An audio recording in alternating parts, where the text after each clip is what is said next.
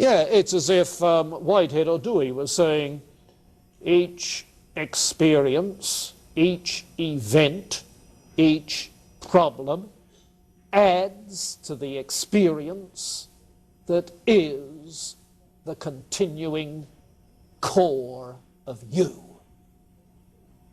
What constitutes personal identity, after all, in the empiricist tradition? But the continuity of consciousness born by memory. But as Hume pointed out, those memories are atomistic, fragmented, gappy. So there's actually no continuity of consciousness. And for Sartre, each moment of intentionality is anew. You see.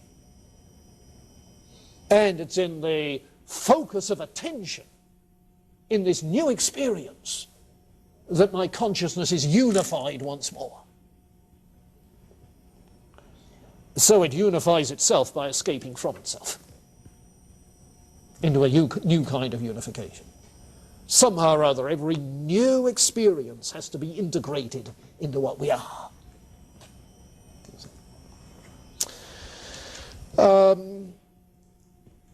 So then, on 39, about 8 lines down, it's consciousness that unifies itself concretely by a play of transversal intentionalities, which are concrete and real retentions of past consciousness.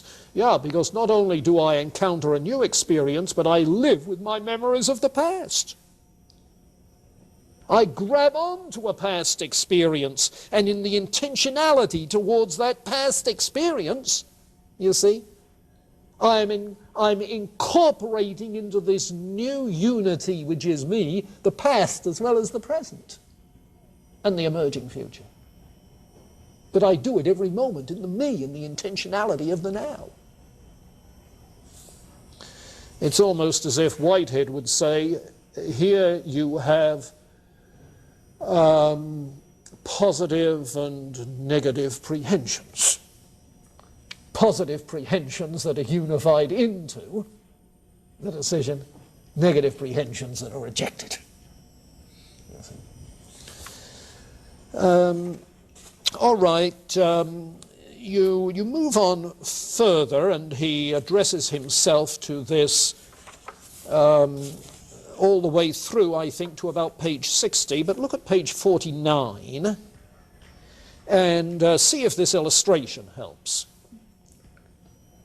The very last line on 48, when I run after a streetcar, when I look at the time, when I'm absorbed in contemplating a portrait, there's no I. There is consciousness of the streetcar having to be overtaken. That's what you're conscious of. That's what focuses your attention. That's where the intentionality is. Everything else is brought to bear on that. A new unity. In fact, I'm then plunged into the world of objects. It's they that constitute the unity of my consciousness. It's they that present themselves with values, attractive qualities. But me, the self, I've disappeared. There's no self-awareness in that process if you're really concentrating on the streetcar that's got to be overtaken. Now, if at the same time you're self-conscious in the process of doing it and thinking of the spectacle you're making to all the people who are watching you, you see, then there is a little bit of self-consciousness. But in the absorption in the streetcar, no. I've annihilated myself. There's no place for me at this level. It's not a matter of chance due to a momentary lapse of attention, but happens because of the very structure of consciousness. Get that business, the structure of consciousness? Here's his phenomenological description, illustrated by the streetcar, you see, showing a structure of consciousness.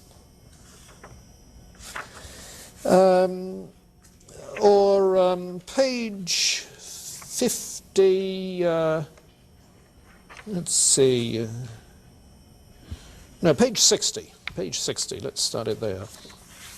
The I, page 60, the little paragraph, the I is the ego as the unity of action. actions.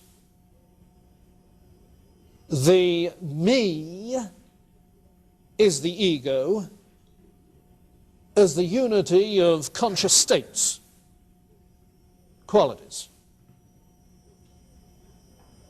The distinction one makes between these two aspects, the I and the me, two aspects of the same reality, seems simply functional, grammatical. Now, in the section that follows on the constitution of the ego, he picks up on that paragraph and says, in effect, that the ego is constituted of actions, states, and qualities. Actions, states, and qualities. Okay.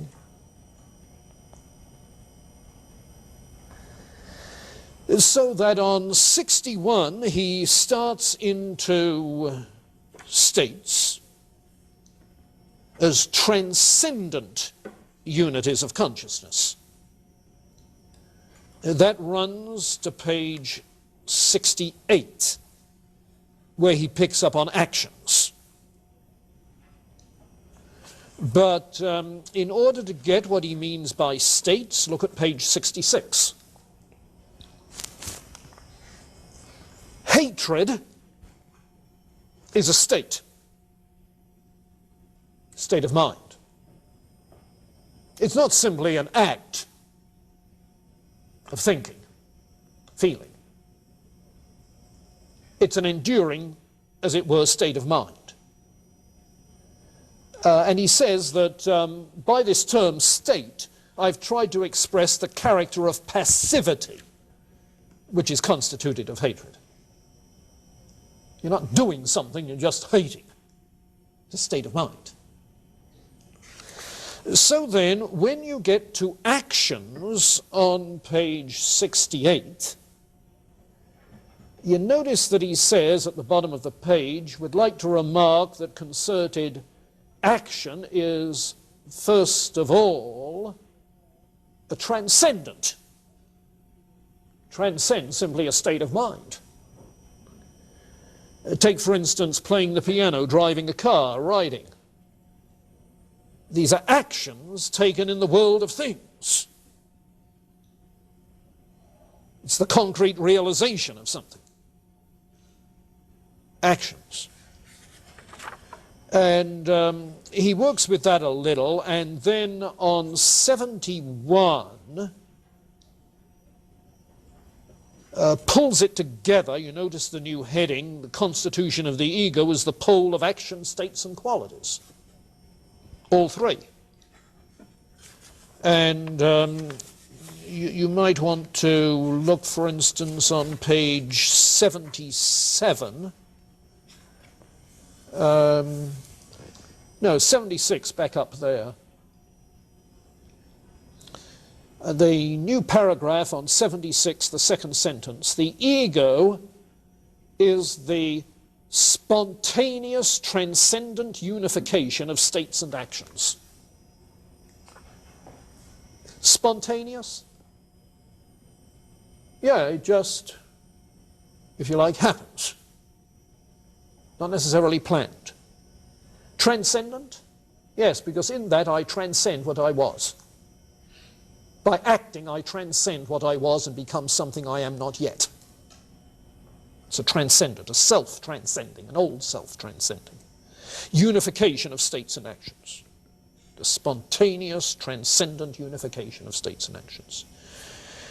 And on 77, he says, everyone, by consulting the results of his intuition, intuition, of course, is the act of looking at the structures of consciousness in phenomenological ways, can observe that the ego is given as producing its states. We undertake here a description of the transcendental ego, of the transcendent ego rather, not transcendental, but transcendent.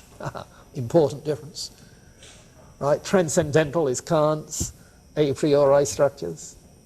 Transcendent is rising beyond by becoming something new. Okay? So we begin with the undeniable fact that each new state is fastened directly to the ego as its origin. This mode of creation is creation ex nihilo, in the sense that the state is not given as having formerly been in the me. I make it for me. I create it for me. I'm creating me. The for me. My being in the world. So, next paragraph, the unifying act of reflection fastens each new state to the concrete totality, the me. Reflection isn't confined to apprehending a new state as attaching to this totality, as fusing with it. It intends a relation which traverses time backwards and gives the me as the source of the state. I made it for me. Okay. So that's the way he goes. Now let's see, 88, take a look there. Now, let's back up a little. Top of 88, phenomenology will understand without difficulty that the ego may at the same time be an ideal unity of states, the majority of which are absent, and a concrete totality wholly giving itself to intuition. A tree or a chair exists no differently. It's a concrete totality of states. And then the next paragraph, what radically prevents the acquisition of real cognitions of the ego, that is to say, really knowing the ego, is the very special way in which it's given to reflective consciousness. And here he is making a distinction that runs pretty well throughout the book between reflective and non-reflective consciousness. When you're running for the streetcar, totally absorbed in that, that's unreflective consciousness, non-reflective consciousness. But when you are thinking about yourself running for the streetcar, okay, that is obviously reflective consciousness. So the meaning of the terms is pretty clear. And he says then on 88 that there's a very special way in which the ego is given to reflective consciousness. The ego never appears except when one's not looking at it. Now, you know, introspect and try to see the self. The reflective gaze must be fixed on the erlebnis, the lived experience, insofar as it emanates from the state. Then behind the state at the horizon, the ego appears out of the corner of the eye. As soon as I turn my gaze to it and try to reach it, it vanishes. This is because in trying to apprehend the ego for itself as a direct object of the consciousness, I fall back onto the unreflected level. Yes, I'm not looking at myself, I'm looking at the ego. You say it's just like a greased pig, you just can't catch it. The ego disappears along with the reflective act. Whence that vexing sense of uncertainty that many philosophers express by putting the eye on this side of the state of consciousness. Where did I see it? Why, in me, of course. And affirming that consciousness must return upon itself in order to perceive the eye which is behind it. And so Descartes looked inside and said, I think, therefore, I exist. He even said, I have a notion of the self as mind.